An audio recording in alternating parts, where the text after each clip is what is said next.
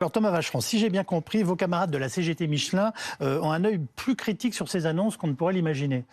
Pour une raison très simple, c'est que d'un côté, il y a les effets de communication et la réalité qui est faite par la direction d'entreprise qui convient, comme la CGT, que le SMIC n'est pas assez haut puisque lui-même dit qu'il faudrait qu'il soit 20% au-dessus. Oui. Et moi, je vous ai ramené une fiche de paye d'un salarié de chez Michelin.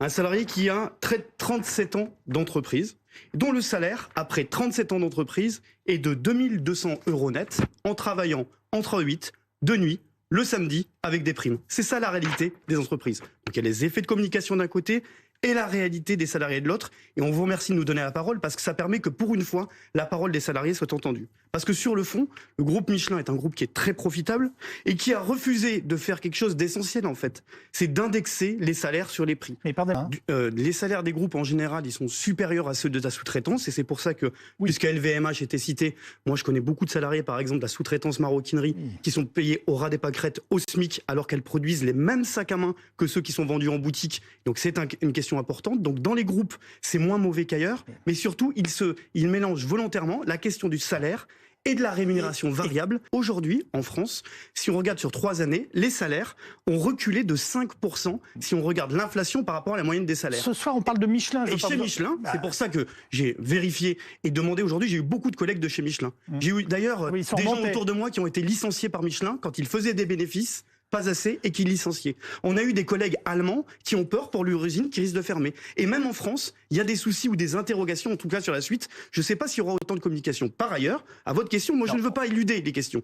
Quand c'est positif, on le met en avant. La problématique qu'il y a, c'est qu'on donne des primes aujourd'hui qui sont non cotisées, non socialisées. Bien sûr. Et on le dit, vous savez, c'est une formule qui a été reprise dans les entreprises. Vous nous dites, on veut du salaire, pas des primes. Parce que les primes d'aujourd'hui, c'est très important, c'est la déprime de demain. Et on le dit à toutes et tous, le salaire net, c'est pour vivre au quotidien, le salaire brut, c'est pour mieux vivre demain, et on a besoin des deux pour vivre. Moi, vous savez, ça tombe bien, je suis d'Auvergne. Je suis du Puy-en-Velay très exactement, il y a une usine Michelin, et beaucoup des gens de ma famille, comme tout le monde en Auvergne, travaillent chez Michelin. Certains ont été licenciés quand même, faut le noter.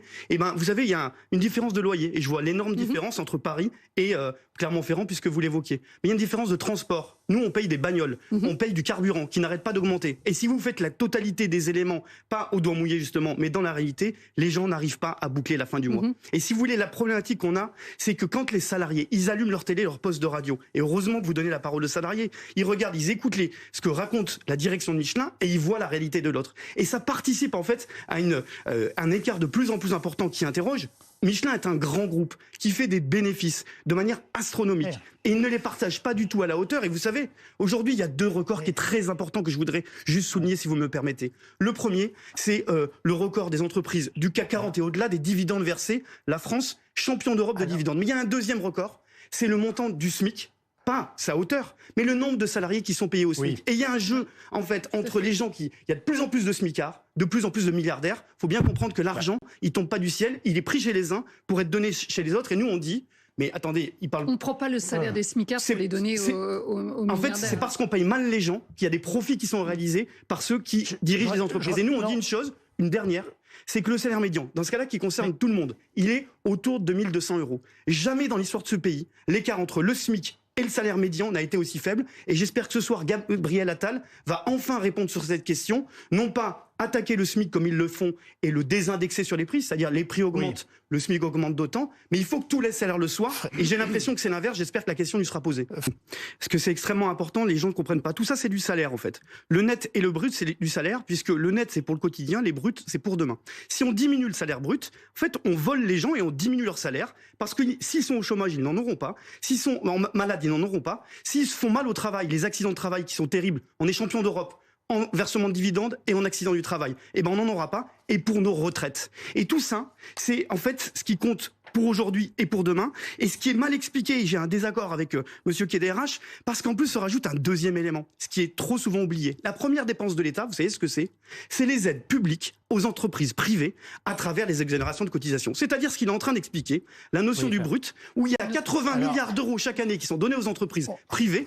Si je puis me permettre, là vous venez de le présenter à l'envers, c'est assez habile. Mais non, mais nous on ne présente pas à l'envers. Moi j'essaie de remettre les choses à l'endroit. Vous le présentez comme une sorte de... On volerait les dépenses sociales pour soutenir nos entreprises. Alors, c'est pas pour ça ne peut pas être présenté comme ça. Mais vous savez, moi je suis très attaché à l'entreprise. Quand ils licencient, il reste plus que les syndicalistes pour défendre l'emploi. Il y a personne d'autre et les patrons, ils partent partent et des fois ils vont mettre leur argent dans les îles Caïmans. Exactement. Et c'est aussi pour cela qu'il y a une différence aujourd'hui entre le brut, qui est beaucoup plus élevé que le net. À cela, on ajoute bien évidemment l'impôt à la source, qui réduit encore un peu plus le salaire L'impôt brut. n'a rien à voir avec la cotisation. Pardonnez-moi, mais ce que je veux dire, c'est qu'on voit la différence entre le brut et le net. Attendez. Donc, on voit très bien la différence, vous l'avez bien expliqué. Le net pour le quotidien, le brut pour demain. Donc, faut pas enlever du brut parce que sinon, il y aura. Mais c'est pas ce qu'on dit. On n'est pas en train de dire qu'il faut baisser le brut du salarié. Justement, on dit qu'il faut l'augmenter. On est pour augmenter les salaires. Réduire la différence entre le brut et le net. Mais si on réduit la différence, on diminue le brut. Et surtout, ce que je voulais indiquer aux téléspectateurs que personne ne sait, c'est qu'écoutez bien le scoop de la soirée.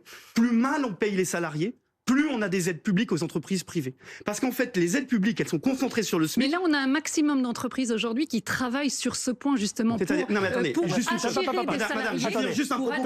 Aujourd'hui, où on parle, à l'heure où je parle, ce soir, il y a 59 branches en dessous du SMIC, d'accord ? Il y a des millions de salariés, dont le premier niveau de la branche professionnelle de la convention collective, puisque c'est votre propos, qui sont en dessous du SMIC. Pourquoi ? Pas parce que les syndicalistes ne veulent pas les augmenter, parce que les patrons refusent systématiquement. Donc la négociation d'entreprise, on la connaît très bien, elle a été dézinguée par les ordonnances dites Macron en 2017, donc on n'a plus de pouvoir de négociation, au contraire, et surtout, pour finir, parce que c'est le plus important, ce que les gens ne savent pas, c'est que ceci tire les salaires vers le bas, et la gabegie qui est faite de pousser au bas salaire, non seulement c'est plus de profit pour les uns, et enfin, plus d'argent public pour les entreprises privées, qui est un scandale, le scandale national auquel M. Gabriel Attal faudra qu'il réponde un jour. Dites donc, vous savez garder la parole, vous, Thomas Vacheron.